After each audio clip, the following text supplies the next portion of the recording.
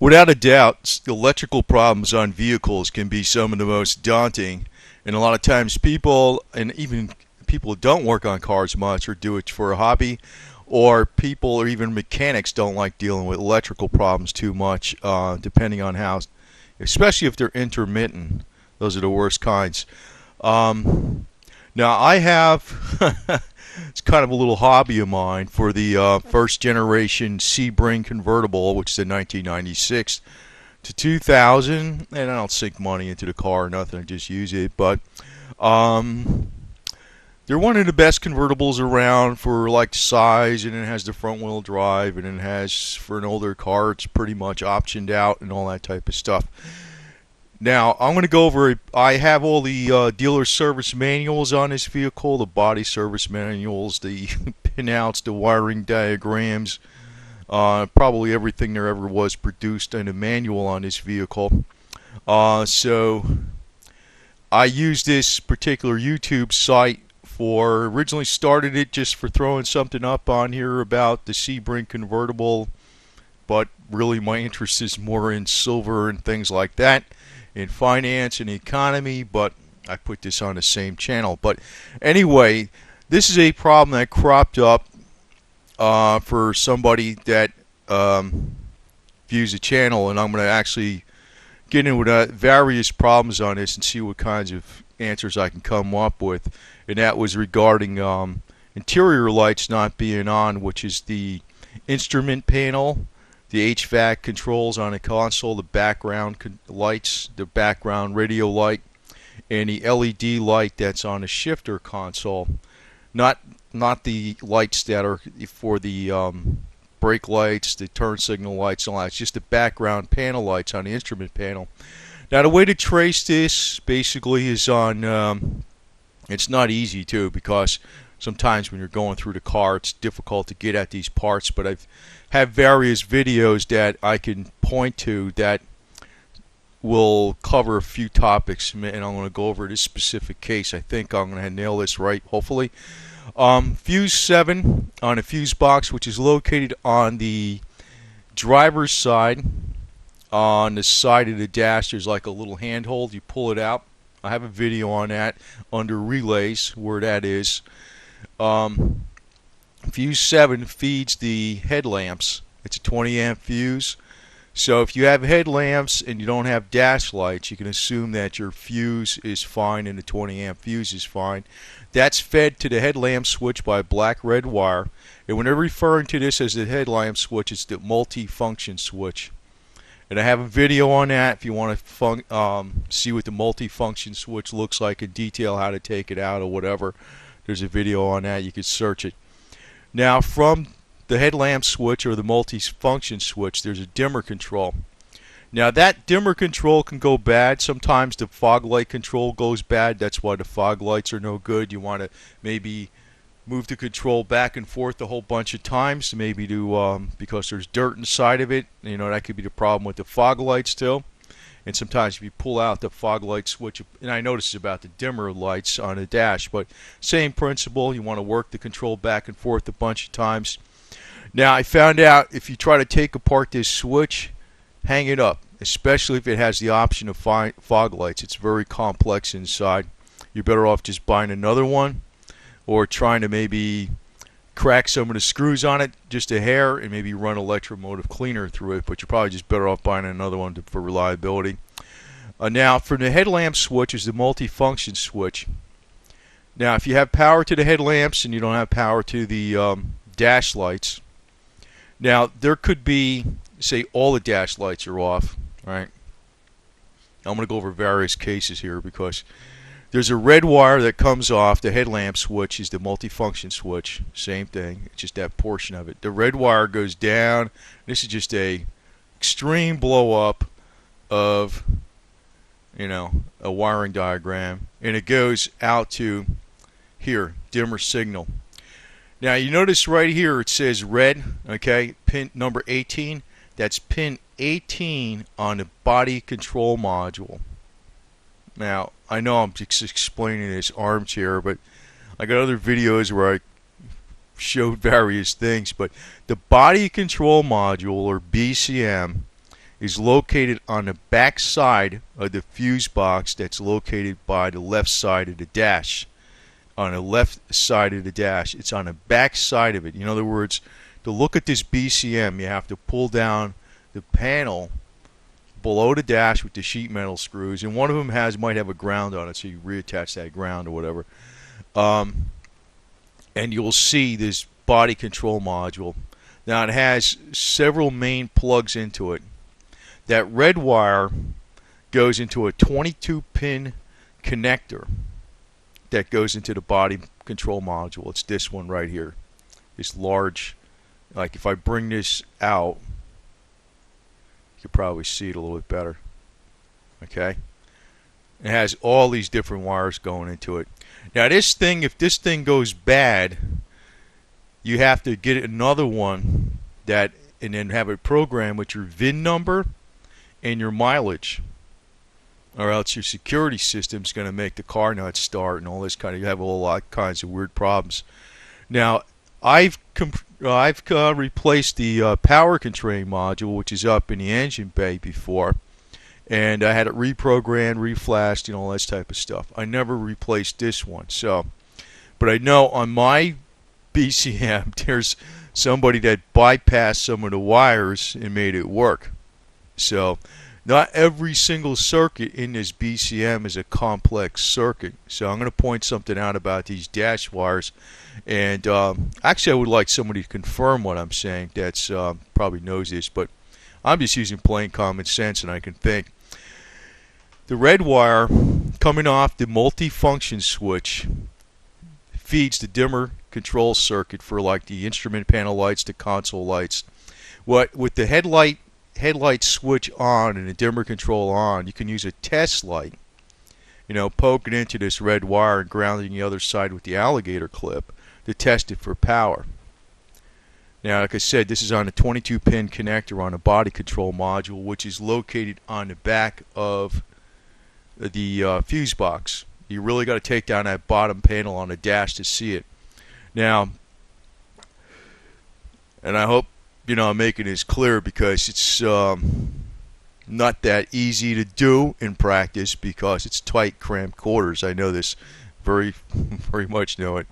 Now, where the power goes in, it routes through the BCM, and it comes out through 4 different areas to light up the radio background lights, the instrument cluster background lights, the HVAC, the heat, AC control lights, background lights, and the console lights, the shifter for the park, drive, low, reverse, right?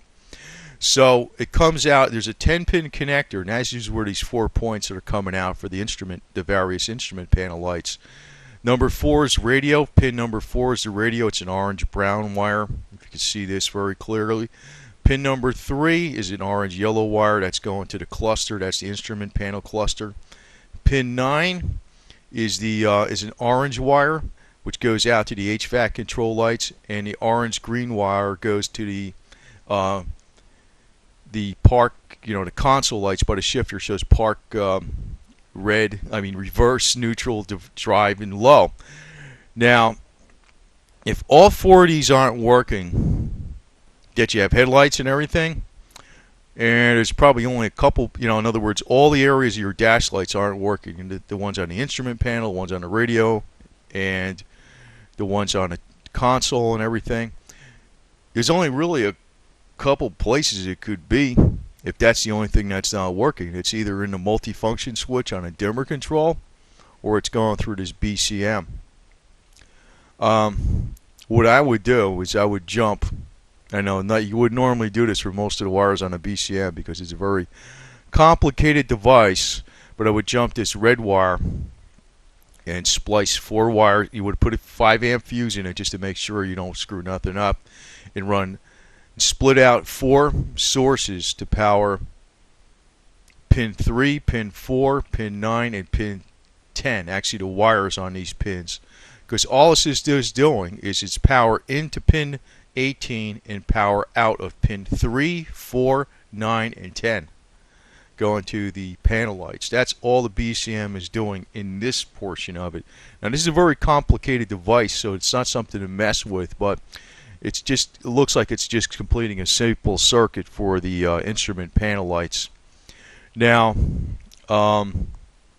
another thing, if you have a problem with, say, just the instrument cluster is not lighting up at all, or maybe if you, well, I don't have a picture of it right here in front of me, but on the back of the instrument cluster there's like two connectors. There's a red one and a blue one, and they're both 13-pin connectors.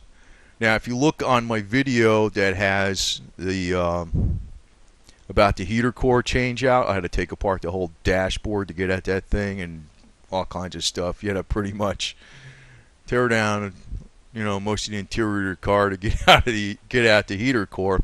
On the second video on that, I go into a lot onto how to take out the instrument, the dashboard, and everything like that. And when you take out the dashboard, you could just have some screws, and the instrument cluster comes out very easily. And there's two connectors on the back. One is for one's a blue one, one's a red one. They're for various things. Now on a blue one, you notice number 10 is the panel lamps feed.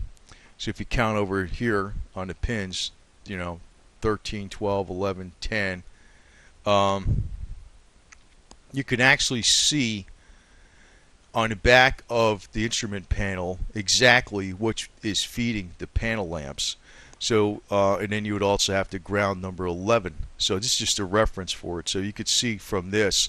Now this is reversed because this is on the wire loom, but on the back of the instrument cluster you would look at number 10 and number 11. In other words, and any time I would feed power to something, I would put like a little 5-amp fuse on it just to make sure.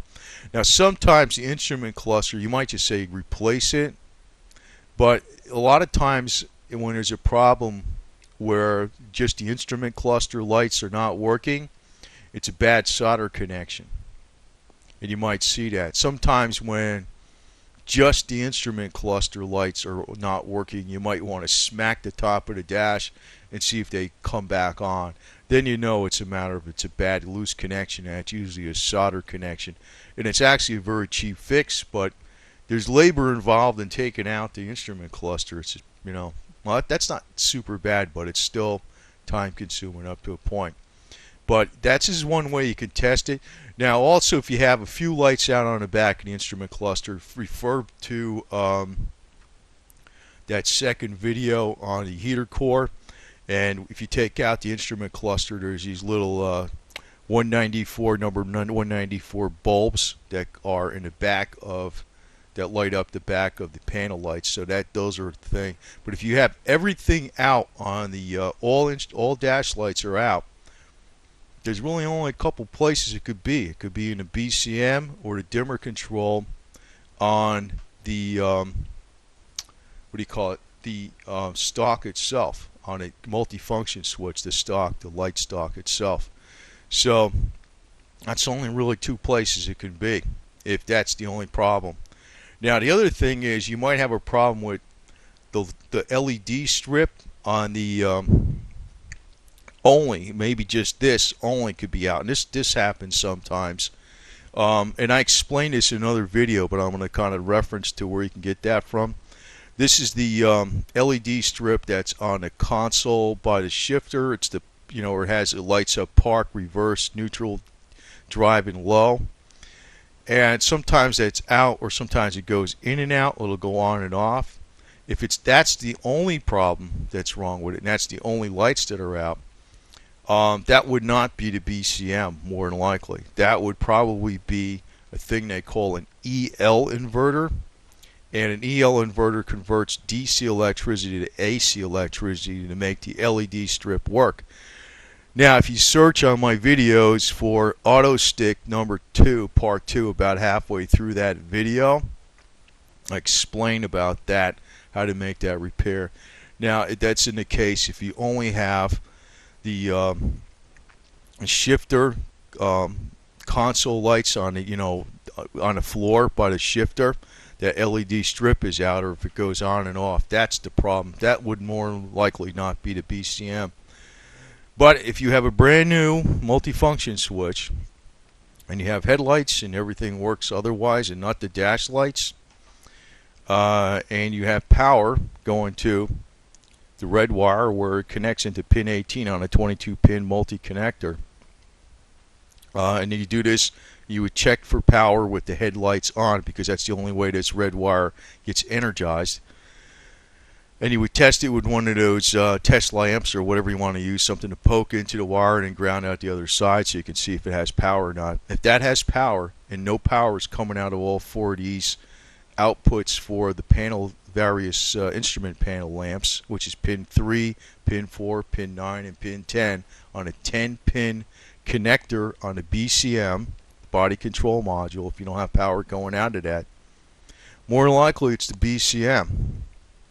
And in my case, what I would do, and I know they jumped their various wires, somebody did it on my car, and I don't touch that because it works. And I think in this case, it's just completing a simple circuit. Now, this is something not to mess with normally, but on the because the BCM is something that you program with the VIN and the mileage, and it's not something you just jump wires around and all this kind of crap. It's not just a big junction box. It's got computers in it and stuff.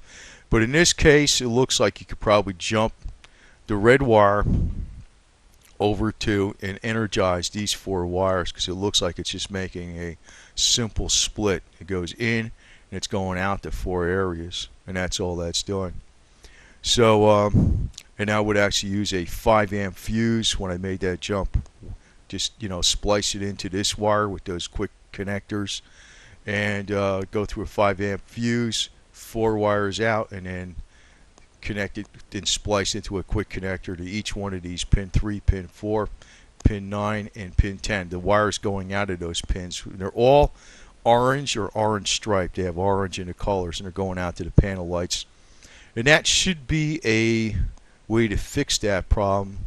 I've noticed on the internet that panel lights seem to go out sometimes through, and it is the BCM sometimes. And if that's the case, this should be a much simpler fix than buying a whole nother BCM and messing around, reprogramming it and all this other stuff.